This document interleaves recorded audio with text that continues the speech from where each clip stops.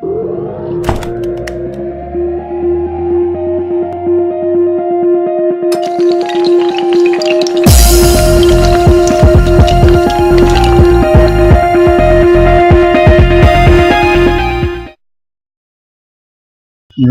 माब्लाबा मोनथिनो लुबैफेरबाय नामा? Who is a YouTuber? Who is called a YouTuber? सासे YouTuberआ सोर एबा सोरखौ जों YouTuber होननानै बुंनाय जायो? जुदि मोनथिनो लुबैदों अब्ला नैबे भिडिअ'आ नोंथांनि थाखायल' बानायजानाय।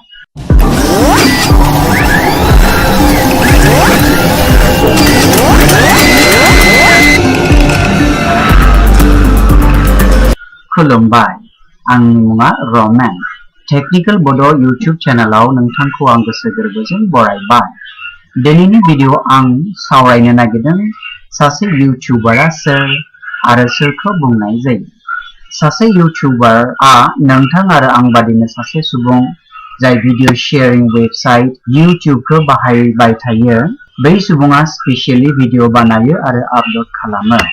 बेबायदि सुबुंखौनो सासे इउट्युबार बुंनाय जायो।